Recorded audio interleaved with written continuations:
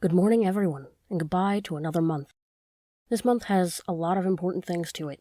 There's birthdays and holidays and a lot of things happening, and it means a lot of stress, a lot of things that I have to juggle, especially with life changes. And it has me reminded of something very important that I had to learn with my partner when we first started getting together, and that's how to explain how our brains work. Because they work very, very differently. Everyone's does. But ours in specific function very differently on how we process stress and energy and getting through the day. And we found a particularly useful way to describe how we manage to each other that, while in his case is somewhat well known, in my case, I had only read about in passing, and I found that it was incredibly self-identifying. My partner has ADHD, which is something that we've had to learn about, I've had to learn about, and we've figured out more systems and ways to work with it, to where I don't expect him to be neurotypical or anything like that, but we do manage to get him functioning as well as he can. And for him, he uses spoons. For those who don't know spoon theory, it's the idea that you wake up in the morning and you have a certain number of spoons, and whenever you perform a task, it requires spoons. Some tasks require more spoons than others. For him, getting dressed or preparing food require a lot of spoons. Getting a shower requires a lot of spoons. Going to work doesn't require as many. Getting through the workday can sometimes require a lot, sometimes it doesn't need as many. And when he's out of spoons, or when he's low on spoons, he has to do something to get them back. He needs to recharge. Sometimes when he takes a shower, it requires more to start, but he gets some back and it winds up at net zero. But he needs the spoons to start the task. So for him, it's managing his energy that way. He needs to make sure that he has the energy to start a task, and then he can continue it. And sometimes he gets energy back in the process. Sometimes he needs to stop and rest and do something to gain more spoons so that he can take on another task.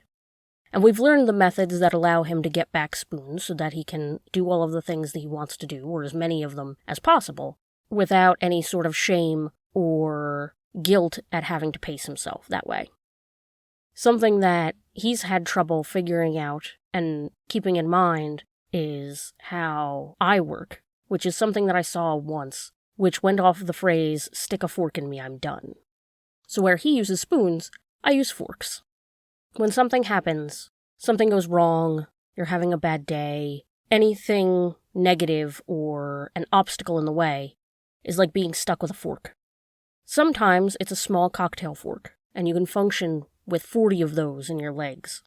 Sometimes something massive happens, and it's a pitchfork in your back, and you can't move, you can't function, you're done. And those things stay in you until you do something to take them out. You have obstacles in your way, you have things that are happening, they're all forks that are stuck in you. And the only way to continue to function and get any more done and continue life is to solve those problems, get past those issues, and pull out the forks. And so while he can manage after something very draining by having a distraction to help his brain get back spoons, I can't. Distractions don't solve the problem. But doing something to make something else in my life a little easier, to remove a fork or two, can get me back to functioning so that I can handle everything. And so that I can keep going. Because I don't have to mind my energy as much as him. I typically don't need to mind my energy much at all. But I have to watch how many things are happening that are getting in my way. How many extra things are being piled on me just for the number of forks that are being stuck in me. And I wanted to share that because I think that that one specifically doesn't get talked about. And we often don't discuss how we manage our day-to-day with our loved ones and our partners, and even our kids.